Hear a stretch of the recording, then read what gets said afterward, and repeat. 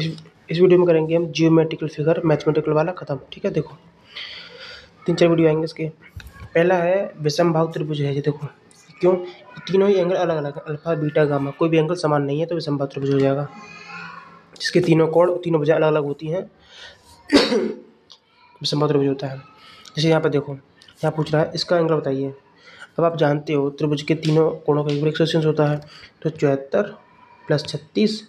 अभी इसमें दोनों में क्या जोड़ा कि 180 हो जाए, तो घटा देंगे दोनों को। 36 74 को जोड़ा 110 आया, इसको 180 में घटा दो तो अपने आप तीसरा एंगल निकल आएगा, हमारा 70 आ जाएगा। अब देखो ये विषमबाहु क्यों है, क्योंकि तीनों ही भुजाएं अलग हैं, तीनों ही कोण अलग अलग हैं, तो विषमबाहु त्रिभुज हो जाएगा। ये अधिक कोण क्यों है, देखो ये 90 से ऊपर जाता है, ये 90 होता है, ठीक है। ये थोड़ा एक्स्ट्रा निकल रहा है, ये अधिक कोण हो जाएगा। ये कौन सा है, समद्विबाहु, क्योंकि ये भुजा इसके बराबर है, AC = CV, इसलिए। अब देखो अष्टभुज में क्या कह रहा है, अष्टभुज में प्रत्येक आंतरिक कोण कितने डिग्री के होते हैं। प्रत्येक बोल दिया उसने, जब भी प्रत्येक बोल देगा ना उसमें n से भाग लगा देंगे। ठीक, प्रत्येक मतलब एक एक के बारे में, हर सबका अलग अलग पूछ रहा है, तो एक के बारे में बताइए। देखो तो 2n - 4 × 90/n कर देंगे, बस n की जगह पे 8 रख देंगे, आंसर आ जाएगा फटाफट। कितना आ गया आंसर, 45 डिग्री, 135 डिग्री, सॉरी 135। भाई रख लिया ना यहाँ पे, देखो 16 को उसमें 4 गया तो 12 में 90 भाग लगा देंगे, 8 हो गया। सेट स्क्वायर का आकार त्रिभुजाकार होता है। देखो दो प्रकार, हमारे पास दो प्रकार सेट स्क्वायर होते हैं, एक 45-45-90 वाला, एक 30-60-90 वाला। देखो वेल कंडीशनल ट्रायंगल में कोई भी कोण निम्न से कम नहीं होना चाहिए 30 डिग्री, क्योंकि वेल कंडीशनल ट्रायंगल 30 से लेकर 120 के बीच में रहता है। Delta, percentage, angle, total, dynamic, arc, ये सब इनके लिए एक ही कमांड होती है, लेंथ इन कमांड, जिसके सभी कोने 100 mm के और एक कोण 45 का होता है। याद रखना, जिसका एक कोण 45 का होता है ना, वो समचतुर्भुज होता है। अष्टभुज के सभी, अब यह क्या बोल दिया, सभी बोल दिया, इसमें n से भाग नहीं लगाएंगे, तो सिर्फ ये फॉर्मूला लगा देंगे, हो जाएगा आंसर एक तरह से। समपंचभुज का आंतरिक कोण, देखो क्या कर रहा है, समपंचभुज का आंतरिक कोण, एक के बारे में बात कर रहा है। ये नहीं कहा कि समपंचभुज के आंतरिक कोणों, एक उसने कोण बोला है, सिर्फ कोण बोल देता ना तो सब सारा हो जाता है। एक के बारे में बात कर रहा है, तो 5 से भाग लगा देंगे। समषट्भुज के अंतःकोण का मान, देखो यहाँ पे भी एक के बारे में बात कर रहा है, अंतःकोण का मान, अंतःकोणों का नहीं बोला उसने, यहाँ पे भी n से भाग लगा देंगे। समषट्भुज 6 से भाग लगा देंगे, ठीक है। नेक्स्ट, पंचभुजाकार तल का प्रत्येक अंतःकोण क्या होता है। पंचभुजाकार, प्रत्येक बोल दिया है उसने, प्रत्येक मतलब n से भाग लगाएंगे। ये तो मैं ये पूरा करके बताऊंगा नहीं, तुम जानते हो करना इसको, फॉर्मूला लगा के, ठीक है ना, कर लोगे आराम से। एक षष्ठभुज के आंतरिक कोण का मान 720 डिग्री है, तो प्रत्येक का पूछा है भाई उसने, सभी उसने बोल दिया कि षष्ठभुज के सभी आंतरिक कोणों का मान 720 दे रखा है ऑलरेडी, प्रत्येक का एक का पूछा है, तो n से भाग लगा देंगे, मतलब 6 से भाग लगा देंगे, n करने की जरूरत नहीं है। बहुभुज के बाह्य कोणों का योगफल 360 होता है, बहुभुज के बाह्य कोणों का योगफल 360 डिग्री। एक आयत को किसी एक भुजा के चारों ओर घुमाओगे ना तो बनेगा बेलन। ये आकृति किसकी है, ट्रापेजोइडल चतुर्भुज, मतलब समलंब चतुर्भुज, और ये वाला विषम कोण चतुर्भुज। देखो दोनों एक जैसे होते हैं लगभग, समलंब या विषम कोण, बात एक ही है, ठीक है। नेक्स्ट, एक घन में पढ़ चुके हैं, एक घन में 6 फलक होते हैं, 12 किनारे होते हैं, ठीक है, और 6 कोने होते हैं, हाँ 8 कोने होते हैं, सॉरी। एक समबाहुभुज के बाह्य कोण, एक पूछा ना उसने, एक समबाहुभुज के बाह्य कोणों का योग 360 होता है। भाई सब जानते हैं समबाहुभुज के बाह्य कोणों का योग 360 होता है। नेक्स्ट, जिस चतुर्भुज के आमने सामने की भुजाएं समान होती हैं लेकिन कोई भी कोण समकोण नहीं होता है। भाई चतुर्भुज तो है, ठीक है, उसके आमने सामने की भुजाएं तो समान होती हैं लेकिन कोई भी कोण समकोण नहीं होता है, तो वो समांतर चतुर्भुज हो जाएगा। उस चतुर्भुज का नाम बताइए जिसमें विपरीत भुजाएं समांतर होती हैं और बराबर होती हैं लेकिन कोण समकोण ना हो। भाई यही तो है इसका, इसको ऐसे लिख लो चाहे ऐसे लिख लो, बात एक ही है। पैरेललोग्राम या समांतर चतुर्भुज, बात एक ही होती है। भाई समांतर को पैरेलल बोलते हैं ना, तो जिसमें विपरीत भुजाएं समांतर या बराबर होती हैं लेकिन कोई भी कोण समकोण नहीं होता, वो पैरेललोग्राम या समांतर चतुर्भुज होता है। ये देखो पेंटागन है, 1 भुजा, 2 भुजा, 3 भुजा, 4 भुजा, 5 भुजा, ये पेंटागन पिरामिड है। ये देखो क्या कर रहा है, 6 सेंटीमीटर, 8 सेंटीमीटर, 10 सेंटीमीटर के त्रिभुज का एरिया, जब 3 भुजाएं दे रखी हों उनका एरिया पूछे तो कैसे निकालते हैं। तो S बराबर A plus B plus C बटा 2 से निकल आएगा 12 सेंटीमीटर। और एरिया निकालने का फॉर्मूला ये होता है, इसमें मान रख देंगे A का, B का, C का, ये बीच वाला तो परिमाप निकालने का होता है। त्रिभुज का परिमाप पूछे तो 2 इंटू S कर देंगे, S वैल्यू S निकलती है, ठीक है ना। S minus A, S minus B, S minus C निकाल लेंगे। यहाँ देखो इस त्रिभुज में क्या पूछा है, इसकी हाइट पूछी है BD की। तो ये अगर इस तरह क्वेश्चन है तो कैसे निकालेंगे। तो कोई भी एक कोण ले लो, ये वाला ले लेते हैं, ठीक है, BCD में, ठीक है। तो 10/45 लेंगे इसके लिए, 10/45 बराबर होता है BD/50, LAL लंब बट्टे आधार। तो लंब है इसमें कितना, BD तो लंब तो पूछा है, BD पूछा है, आधार है 50 है, 100 पूरा है, 50 हो जाएगा आराम से, ठीक है। नेक्स्ट 10/50 वाली एक होती है, किसी त्रिकोण का एक कोण समकोण है उसे समकोण त्रिभुज कहते हैं। और जिस त्रिभुज का एक कोण समकोण होना उसको समकोण त्रिभुज कहते हैं। अब देखो यहाँ पर तीनों ही भुजाएं बराबर हैं, 60 डिग्री एंगल दे रखा, तो समबाहु त्रिभुज हो जाएगा। और यहाँ 2 भुजाएं बराबर हैं तो समद्विबाहु त्रिभुज हो जाएगा। देखो जब इंटरसेक्शन तल शंकु से इस तरह गुजरता है, मतलब जो काटने वाला तल है ना, शंकु से इस तरह गुजरता है कि आधार के लंबवत हो तथा आधार के मध्य हो, तो ऐसे काटों को कहते हैं त्रिभुज। जब इंटरसेक्शन तल शंकु से इस तरह गुजरता है कि आधार से लंबवत हो और आधार के मध्य हो, तो ऐसे काटों को कहते हैं त्रिभुज। भाई तो खुद सोचो ना, शंकु को ऐसे यहाँ से कुछ ज़्यादा काट दो तो इस आधार क्या बनेगा, ये त्रिभुज तो बनेगा। एक त्रिकोण की 3 भुजाएं हैं, 3 सेंटीमीटर, 4 सेंटीमीटर, 5 सेंटीमीटर, तो त्रिभुज किस तरह का होगा, आंसर हो जाएगा समकोणीय त्रिभुज। क्यों, क्योंकि यहाँ पर 2 भुजाओं का जोड़ तीसरी भुजाओं से अधिक होना चाहिए है, ठीक है। जो सबसे लंबी भुजा है उससे 2 छोटी भुजाओं का योगफल अधिक होना चाहिए, तो ये त्रिभुज संभव है अगर ऐसा हो रहा है तो। उसके बाद इसका वर्क कर देंगे, इन दोनों के वर्क को जोड़ देंगे, 25 लेफ्ट साइड और राइट साइड बराबर हो गई, तो समकोणीय त्रिभुज बन जाएगा। इस समबाहुभुज के कोनों को बिंदुओं से मिला दें तो समबाहु त्रिभुज बनती है। तो भाई षटभुज, अच्छा षटभुज क्या कहता है कि इस बहुभुज के कोनों को बिंदुओं से मिला दें तो समबाहु त्रिभुज बनता है, षटभुज आंसर हो जाएगा। अब देखो शंकु या पिरामिड को उसके आधार के समांतर काटकर उसके ऊपरी हिस्से को हटा दें तो शेष बचा हुआ हिस्सा क्या कहलाता है, फ्रस्टम ऑफ कोन कहलाता है। समतल आकृति की 4 से ज़्यादा भुजाएं होती हैं, सभी भुजाएं और सम्मिलित कोण एक दूसरे के बराबर है, इसे कहेंगे साधारण बहुभुज। भाई ऐसी कोई समतल आकृति की 4 से ज़्यादा भुजाएं हैं, ठीक है, और सभी भुजाएं और कोण भी समान है, तो उसको कहेंगे साधारण बहुभुज। एक बहुभुज के आंतरिक कोण और बाहरी कोण का योगफल 180 होता है। योग पूछा इसने, आंतरिक और बाहर के किसी बहुभुज के आंतरिक कोण और बाहरी कोण का योगफल 180 होता है। ये किसका चित्र है, ये घनाभ का चित्र है, जिसके शीर्ष के फेस लंबाई के बराबर होते हैं उसे समकोण ठोस आकृति कहते हैं। भाई जिसके शीर्ष के फेस जो है लंबाई के बराबर हो उसे समकोण ठोस आकृति कहते हैं।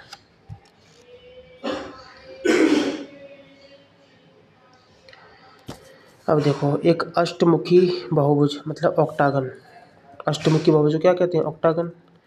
और डेकागन में 10 भुजाएं होती हैं, डेकागन में, हेक्सा में 6 और हेप्टा में, हेप्टा लेप्टा 7 भुजाएं होती हैं, डेका में 10। नियमित बहुभुज होते हैं 4 से अधिक भुजाओं वाले। कौन सा ठोस समतल सतहों से घिरा होता है, कौन सा ठोस समतल सतहों से घिरा होता है, तो ये चित्र में दिख रहा है ये। पिरामिड के फेस किस आकार के होते हैं, पिरामिड के फेस समद्विबाहु त्रिभुज जैसे होते हैं। 12 भुजाओं वाले समबाहुभुज के आंतरिक कोणों का योगफल क्या होगा, तो निकाल लो ना इसको। आंतरिक कोण का मान पूछा ना, एक का पूछा है, तो 2n - 4 × 90 से निकाल लो और 10 से भाग लगा दो, 12 n की जगह तो आंसर आ जाएगा। एक बहुभुज के आंतरिक कोणों और बाह्य कोणों का योगफल 180 होता है, पढ़ चुके हैं अभी। नेक्स्ट, एक ही ऊंचाई तथा व्यास के बेलन व शंकु अपने आधार पर रखे हुए हैं, ठीक है। और क्षैतिज तल में प्राप्त होने का प्रक्षेप। भाई समान आकृति का जो वृत्त दिखेगा, मान लो ये फर्स्ट एंगल प्रोजेक्शन है, यहीं पे तो हमारा रखा हुआ बेलन, ठीक है, और यहीं पर रखा हुआ है हमारा शंकु। अब टॉप से देखेंगे तो एचपी पर क्या मिलेगा, समान आकृति के वृत्त वृत्त दिखेंगे, वृत्त भैया। वह नियमित बहुफलकीय ठोस जो सबसे कम फलक रखता है उसे चतुष्फलक कहते हैं। वह रेगुलर पॉलीगन जो सबसे कम फलक रखता है उसे चतुष्फलक कहते हैं। घन में फलक कितने होते हैं, 6। पिरामिड मतलब वर्गाकार सूचीबद्ध में पिरामिड कहते हैं, इसमें 5 होते हैं फलक। त्रिभुजाकार प्रिज्म में 5 होते हैं फलक, इस फलक में 4 होते हैं फलक। याद कर लेना साहब, याद कर लेना अच्छे से। षटभुजाकार प्रिज्म में पार्श्व सतह किस आकृति में होती हैं, आयताकार। भाई जो षटभुजाकार प्रिज्म है ना, उसकी लेटरल सरफेस जो होती हैं वो आयताकार आकृति की होती हैं। 8 एक समान लंबाई वाली भुजाओं से बनी त्रिभुजाकार सतहों से कौन सी ठोस बनती है, ऑक्टाहेड्रॉन। 8 एक समान लंबाई वाली भुजाओं से बनी त्रिभुजाकार सतहों से कौन सी ठोस आकृति बनती है, ऑक्टाहेड्रॉन। नेक्स्ट, 3 या 3 से अधिक भुजाओं या सीधी रेखाओं से घिरी आकृति बहुभुज कहलाती है। नेक्स्ट, हेप्टागन की भुजाएं 7 होती हैं। हेक्सागन देखो, ये हेक्सागन है, क्यों, क्योंकि यहाँ पर आप देख सकते हो, ये देखो 3 4 5 6 हेक्सागन है। वृत्त की परिधि पर, वृत्त की परिधि पर, ये मतलब वृत्त की, ये वृत्त है, इसकी परिधि पर स्थित 2 बिंदु, एक बिंदु ये, एक बिंदु यू, इन 2 बिंदुओं को मिलाने वाली एक सरल सीधी रेखा जो वृत्त के केंद्र से नहीं जाती, केंद्र है यहाँ से नहीं जा रही है, इसे कहते हैं जीवा। वृत्त की परिधि के अंश को क्या कहते हैं, चाप। भाई चाप हमेशा वृत्त की परिधि में मिलता है, हमको वृत्त है इसकी परिधि पे चाप मिलता है ना। वृत्त की डिग्री 360 डिग्री होती है। त्रिभुज के आंतरिक कोणों का योगफल 180 अंश और चतुर्भुज के आंतरिक कोणों का योगफल 360 अंश। त्रिभुज के आंतरिक कोण 180, चतुर्भुज के 360। पंचभुज के आंतरिक कोण 540 कैसे निकाला हमने, 2n-4 × 90 से निकाला। चतुर्भुज पंचभुज के आंतरिक कोण, ठीक है, 540 आ गए। षटभुज के 720, एक का नहीं पूछा है, सारे पूछे हैं। न्यून कोण क्या होता है, 25 डिग्री से कम है तो न्यून कोण हो जाएगा। कौन सा ठोस समसतह से घिरा होता है, पिरामिड। पिरामिड समसतह से घिरा होता है। नेक्स्ट, जिसका एक कोना या एक कोण 45 डिग्री का होता है ना, 45 का, भाई वो समचतुर्भुज होता है। इस न्यूमेरिकल को देखो, इसमें क्या बनाया हुआ है, इसमें ये ऐसे करके बना हुआ है, ठीक है, फिर ऐसे ऐसे ऐसे ऐसे ऐसे करके, और यहाँ पर इसमें सेंटर में ऐसे, मतलब दिख रहा है ना, ऐसे बना हुआ है। अब इसमें क्या पूछा है, इसमें पूछा है कोण COE, CO और E, कोण COE ये पूछा है, ये क्या होगा। तो भाई सिंपल सी बात है, पूरा 360 का होता है कि नहीं होता है, ये पूरा वृत्त में सेंटर पर कितने का एंगल बनता है, 360 का। और यह कौन सा अंदर, 1 2 3 पंचभुज अंदर बना हुआ है, तो इस पूरे एंगल में 360 में 5 से भाग लगा देंगे, कितना आया, 72 डिग्री आ गया, ठीक है। अब पूछा क्या है, COE पूछा है ना, COE, तो COE के बीच में एक तो आ रहा है COD और COE, 2 आ रहे हैं एंगल, दोनों को जोड़ देंगे, 72 × 72 आंसर है 144, बता चुका हूँ पहले, ठीक है। अष्टभुज में सभी आंतरिक कोणों का योगफल क्या होता है, सभी पूछ लिया ना तो निकाल लेंगे, 2n-4 × 96 84, ये सब रिपीट हो रहे हैं। देखो, वर्ग के अंतःकोण 90 डिग्री के होते हैं, वर्ग के अंतःकोण 90 डिग्री के होते हैं। 4 भुजाओं से घिरा हुआ क्षेत्र जिसकी विपरीत भुजाएं बराबर और समांतर होती हैं उसे समांतर चतुर्भुज कहते हैं।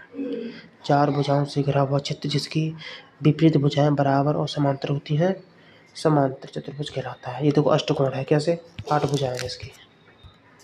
नेक्स्ट, 3 से अधिक प्लेन्स या समतल सतहों से घिरी आकृति पॉलीहेड्रा कहलाती है। किस सॉलिड में समबाहु त्रिभुज के आकार के कुल 4 फेस होते हैं, टेट्राहेड्रॉन, याद रखना। इस सॉलिड में समबाहु त्रिभुज के आकार के 4 फलक होते हैं, फेस होते हैं, टेट्राहेड्रॉन। ये हेक्सागन है, देखो चित्र में दिख रहा होगा। प्रिज्म के फेस इस आकृति के होते हैं। प्रिज्म हमेशा वर्ग या आयताकार शेप का होता है। प्रिज्म व पिरामिड के नाम कैसे रखे जाते हैं? उसके आधार के अनुसार। एक ठोस जिसका अक्ष दोनों संदर्भ तलों से अवनत है, झुका हुआ है, उसका प्रक्षेप प्राप्त करने के लिए कितने स्टेज की जरूरत पड़ेगी? 3। वर्गाकार प्रिज्म में कुल कितनी सतह होती हैं? तो वर्गाकार प्रिज्म में होती हैं 6, क्योंकि प्रिज्म के साथ जो आकृति जुड़ी होती है ना, उसमें 2 जोड़ देते हैं, तो वर्ग में 4 होती है तो 6 हो जाएंगे। और एक त्रिभुजाकार में 3 होती हैं, 2 जोड़ तो 5 होगी। त्रिभुजाकार प्रिज्म में कितने सतह है? 5।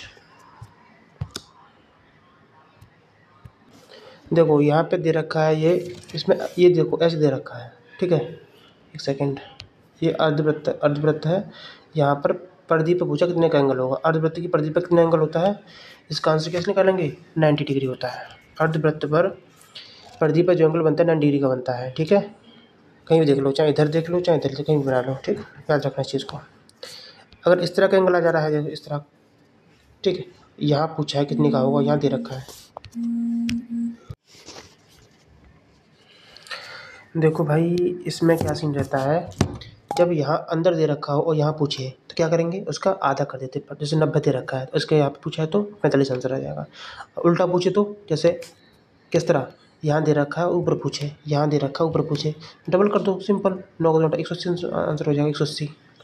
भाई ये 90 दे रखा है ना, ये पूछा है, डबल कर दो, 180 हो जाएगा। सप्तभुज में विकर्णों की संख्या कैसे निकालते हैं?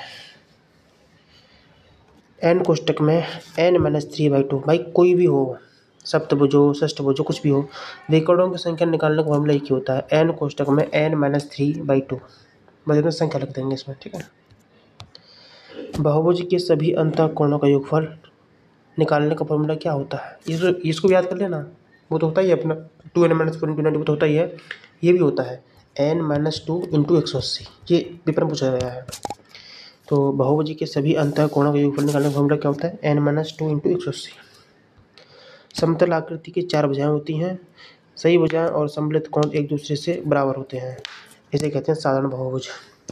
समतल आकृति की 4 भुजाएं होती हैं, सभी भुजाएं और सम्मिलित कोण एक दूसरे के बराबर होते हैं, उसे कहते हैं साधारण बहुभुज। डेकागन में भुजाएं कितनी? 10। अब देखो षटभुज में विकर्ण कैसे निकालेंगे? n कोष्टक में n-3/2 से निकालेंगे, 9 आ जाएगा आंसर।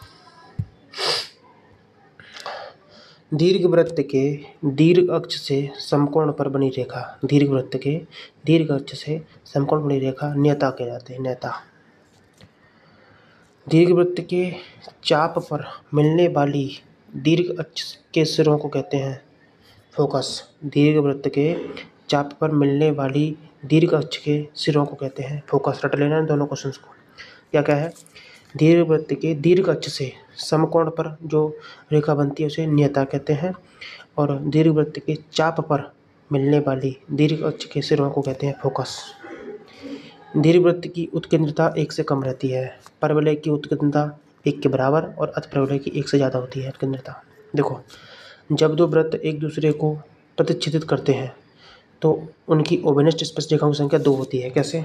देखो, ये एक दूसरे को प्रतिच्छेद काट रहे हैं ना, तो एक रेखा ये, एक रेखा ये, 2 रेखा बनती हैं। अंत स्पर्श करते हैं तो इस तरह से, जैसे ये यहाँ पे है, दूसरा अंत स्पर्श कर रहा है ना, एक रेखा बनती है। वाय स्पर्श करने पर इस तरह से 3 रेखा बनती हैं। जिस बहुभुज के अंतःकोणों का योगफल 360 अंश हो तो उसमें भुजाओं की संख्या 4 होती है। वर्ग के विकर्ण जिस कोण पर काटते हैं उसे 90 डिग्री बनते हैं। वर्ग के विकर्ण 90 डिग्री पर काटते हैं।